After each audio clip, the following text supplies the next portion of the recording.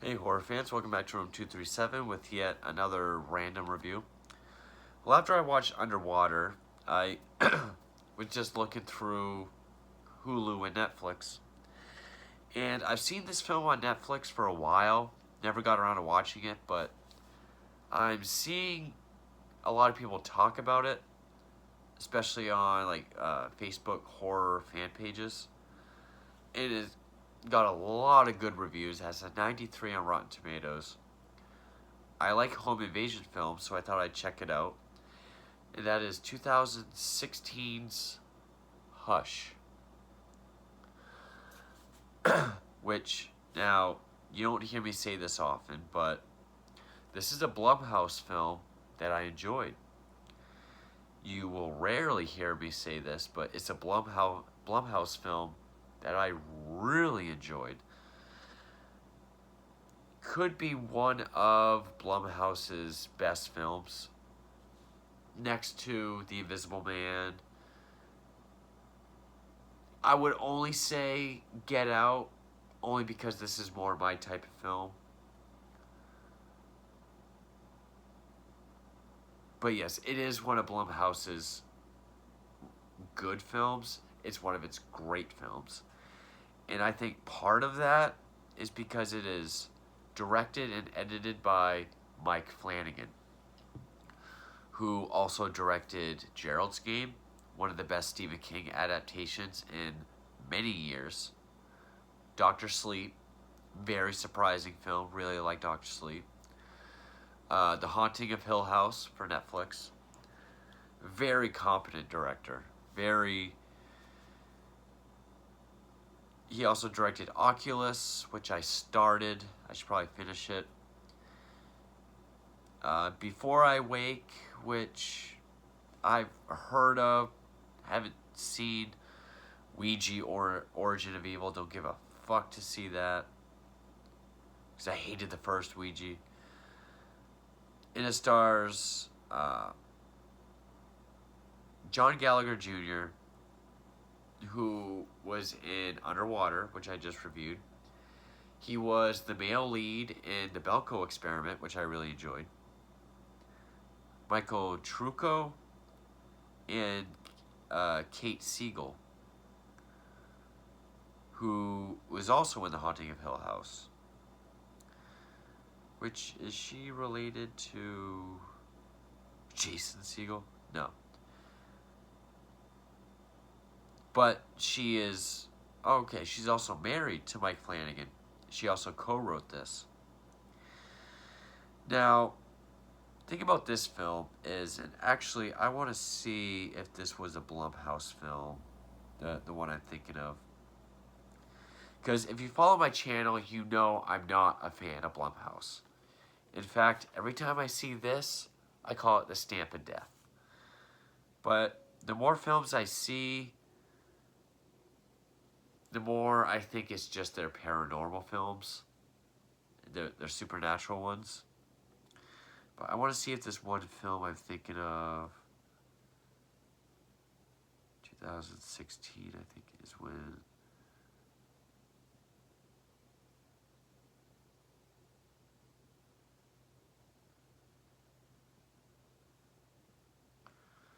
Okay, so they didn't do Don't Breathe, but this kind of is like Don't Breathe,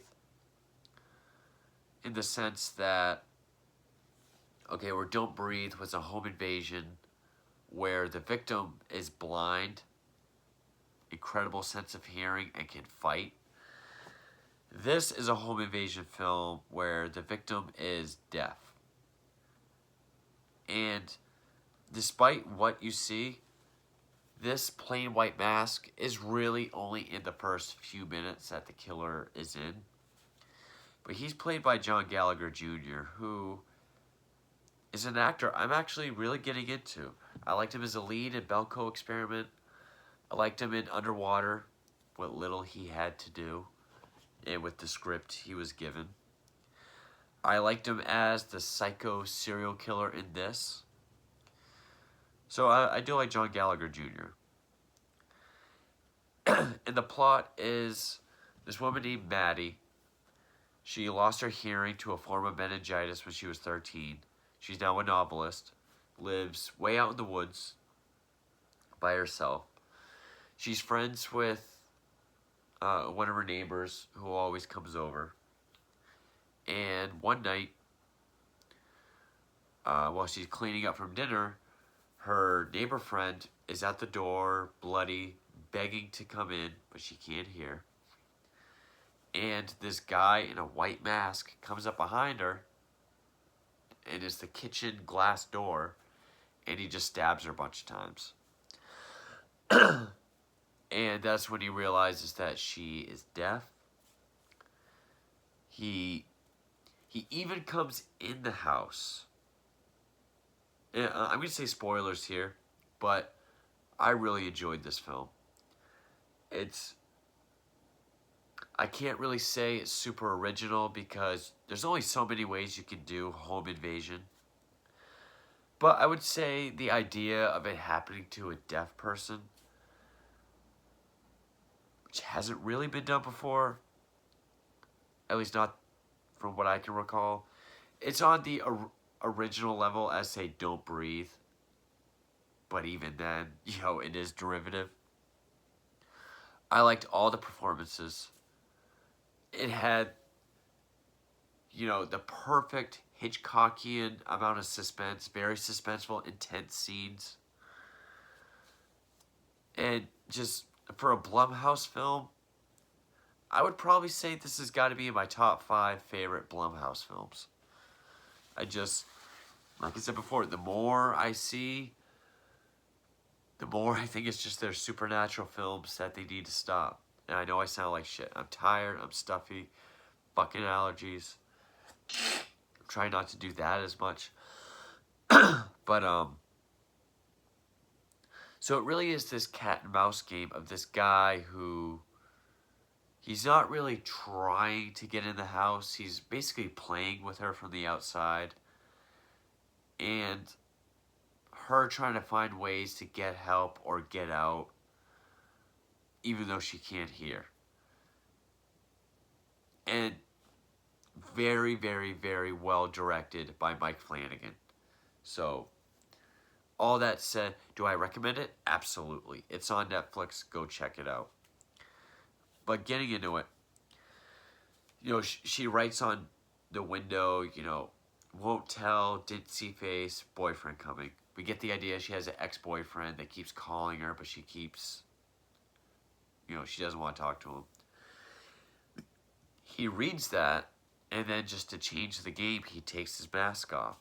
And he's like, well, now you've seen it, and I will get in. Which first he was in the house because he comes in. Again, great scenes like Halloween, The Strangers. He's in the background. He's not in focus. There's no music to draw you to him. You just see him in the background. Which to me makes it far creepier. Like Halloween, when Andy's on the telephone, he's just in the window. Or of course, The Strangers. Way creepier that way. He takes her phone. And then she's on her laptop writing a new book, and her sister sending her messages, all these picture messages that she's getting, and it's pictures of her for the last few minutes, like in her house, kind of like, what the fuck, what's going on? And she looks outside, and he's standing there with the phone. She locks the door, and then that's when she, writes that with lipstick. He shows his face. Most of the movie's cat and mouse. He goes around window to window trying to scare her. One scene, he even takes the dead body of her friend and kind of makes it look like she's knocking on the window.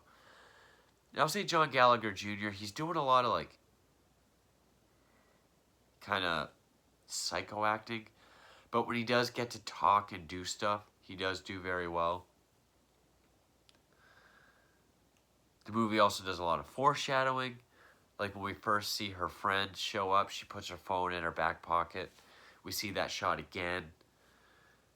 She does things like she hits panic on her car key fob, so he'll go to it so he can check her body for her phone out back. He has a crossbow. And it just keeps building up. And like earlier, while she was cooking, her smoke detector went off, and it's a vibrating, flashing, loud one because she's deaf. So you think, okay, that's probably going to come into play later. And it does. Like there's a part when she walks out of the house to try to run away, and you see him out of focus in the background, roaming around, and she's hiding under the porch, and when he's walking around, she feels for the vibration. So this movie does show all its possible angles, except later. Well, even though I kind of retract that. Never mind. Eventually, the neighbor's boyfriend shows up. He's knocking on the door. John Gallagher. He's just credited as the man. He acts like a cop, with a flashlight, tells him to get down, explains what's going on. Of course, he can pick up on it. He knows the guy's full of shit. And it's one of those movies kind of like Inside, the original French version, where it's like any sign of hope is immediately obliterated. Because he has a rock, he's about to smash him in the head, and that's when she goes up to the window to knock, and he looks away. That's when he gets stuck in the neck. This movie does have one cliche that I'm tired of, which would be the dream fake-out sequence. It's not quite a dream, because even though the neighbor's boyfriend was stabbed, he does manage to fight back and get him in a chokehold. She decides to run, but he catches up to her and smashes her a bunch of times with a cinder block, killing her. But then you realize she was just playing it out in her head, because she talks about how there's this voice that talks to her, because she struggles with endings when she's writing. So now it's like she's struggling with the voice about possible outcomes of how to escape. So yeah, when it looks like it's not a dream fake out, but it's still kind of a fake out. That's the one cliche this movie really, because the movie's so well done that if there are other cliches, they played out so fine that I didn't either care or notice. But this was kind of like the dream fake out sequence. She can't really figure out how to really get, she does get the crossbow. Every time she goes outside, it's very suspenseful and intense. Like that Hitchcock level suspense, because she is down one of her faculties. He still has all his. She does get banged up. She gets shot with an arrow. But she does manage to get the crossbow, but she's not strong enough to pull it back. But she does decide to fight back. And I like this touch. Because when she does, she goes back to her laptop. She describes the guy. 5'9", green eyes, tattoo. Puts the laptop away. Because she's suspected to get killed. But then she's like, love you, Mom, Dad. I died fighting. Goes in. I know I'm leaving a lot out, but why go over every single point? It's the perfect level of cat and mouse and build up and suspense. I'm glad a lot of it took place outside with him not even in the house. I thought that was kind of different. Otherwise, you would have had inside where she's hiding in a room. Like inside, she was in the locked bathroom. So she's in the bathroom with the knife, waiting. And also, a lot of times, we can kind of hear him, but most of the time, we can't hear what he's doing to kind of show that she can't hear. Like when he's banging on a window, we can't hear it. I like that. It eliminates the jump scare factor, at least for the most part. We see him in the back, again, out of focus, no sound. comes in, I'm guessing through a window. He's in the tub. He's right behind her. And he talks about how he's just going to slice her. And he kind of lets out an exhale laugh. And up close, we see the hairs on her neck kind of blow. She knows he's there.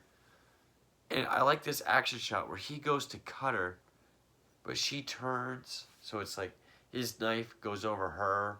She reaches around. Also, she flips the knife around. Stabs him. Then she runs out in the kitchen, making it look like she's going to get another knife.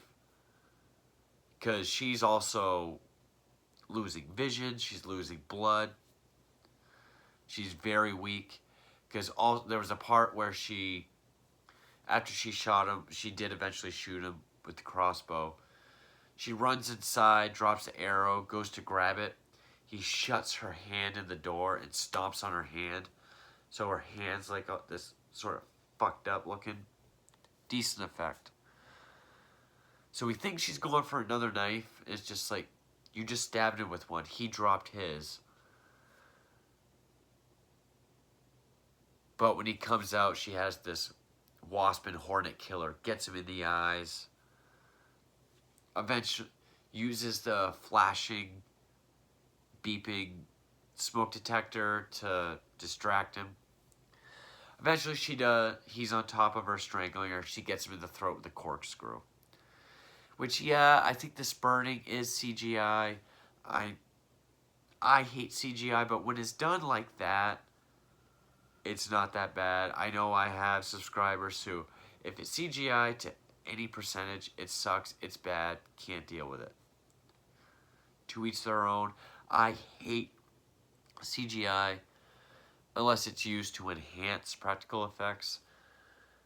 I mean, it doesn't look as bad as, say, like Devil's Rejects or like a Rob Zombie movie. Just CGI spurting. It looks decent. Of course, she can't make a 911 call, so she just has to dial it, let them track it, and then they come. I know I kind of been all over the place and kind of rushed this movie, but this movie is really built on the suspense that talking about it doesn't really do it justice. I mean, the outside scenes when she's outside are very suspenseful and intense. It had either a minimalist score, like there were times that had music, but most of the time it didn't, at least not that I can remember or recall there really being music. There was some. I like how a lot of it was silent because she's deaf. It kind of put us in her position.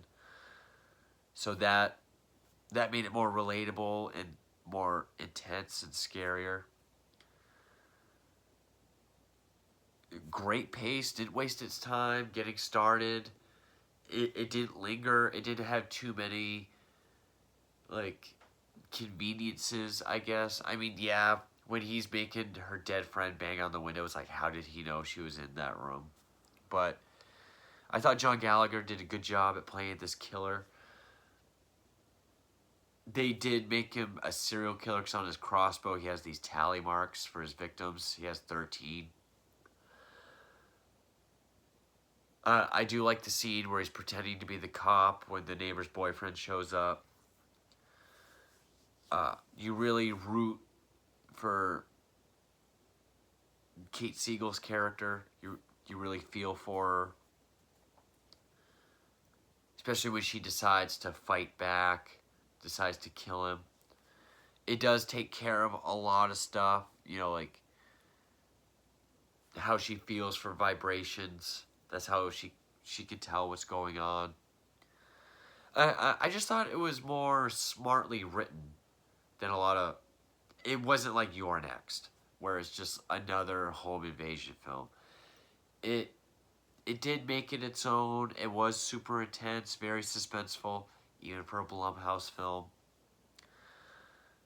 The performances are all there. I like all the performances.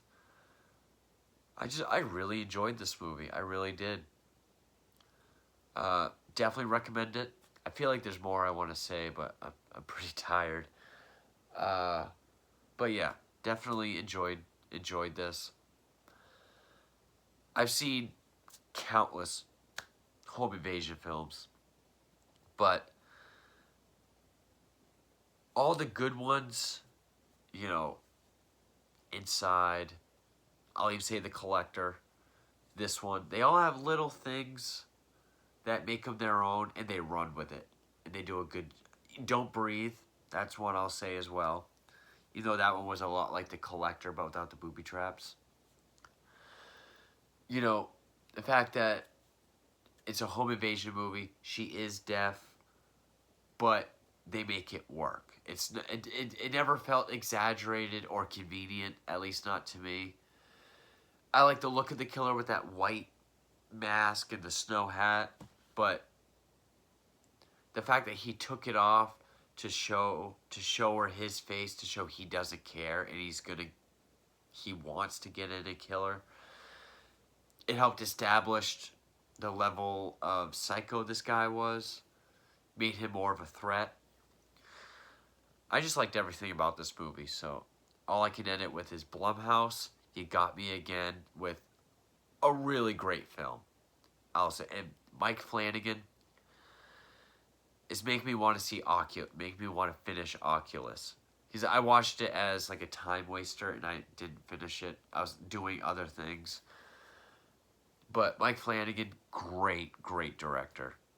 But yeah, Hush, really solid, awesome movie. I really liked it. But anyway, thanks for watching.